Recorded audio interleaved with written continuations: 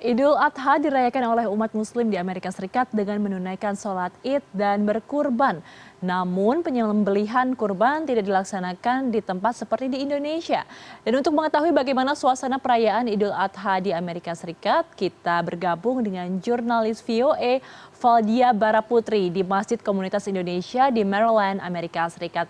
Selamat malam waktu Indonesia, Valdia. Valdia, kalau misalkan Idul Adha di Indonesia ini kan biasanya sehabis sholat, kemudian langsung bakar-bakar kambing atau daging kambing pembagian dari hasil kurban. Nah, kami ingin tahu dong kalau misalkan di Amerika Serikat gimana sih suasana perayaan Idul Adha di sana?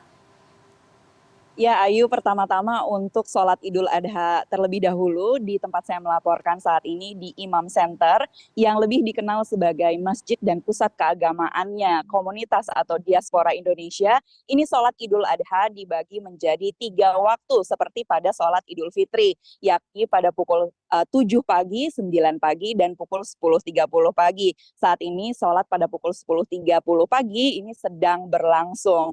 Hal ini harus dilaksanakan karena meski Imam Center ini merupakan komunitas atau masjid komunitas Indonesia, namun jamaah Imam Center ini datang dari berbagai latar belakang dan lokasi.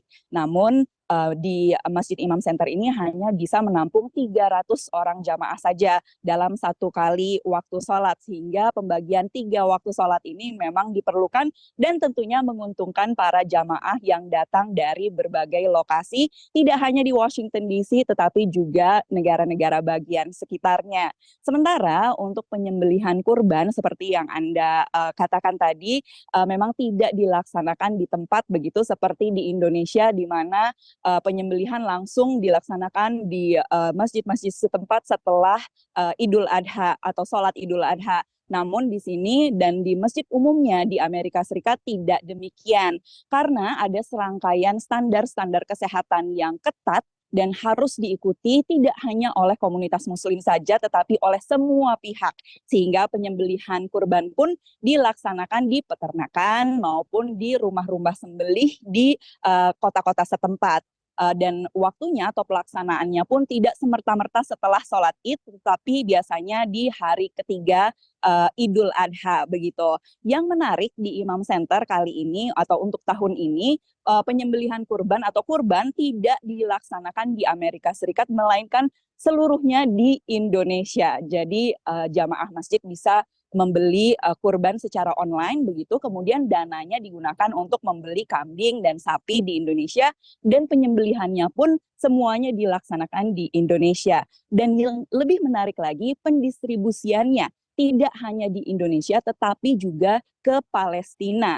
Jadi pendistribusian ke Palestina ini dilaksanakan berupa paket-paket kurban begitu yang didistribusikan oleh organisasi yang bekerja sama dengan Imam Center. Dan menurut data Imam Center pada tahun ini terdapat 56 penyalur kurban dengan dana total yang dikumpulkan sebesar 9.900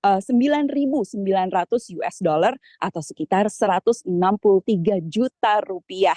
Jadi meski beribadah sholat Idul Adha-nya di sini, kemudian makan-makannya di sini begitu, tetapi kurbannya tetap di Indonesia. Dan ngomong-ngomong makan-makan, di Masjid Imam Center ini ada toko-toko atau tenda-tenda yang dibuka di area parkir begitu yang menjual jajanan khas Indonesia. Jadi sedikit banyak tetap ada cita rasa perayaan Idul Adha di Indonesia.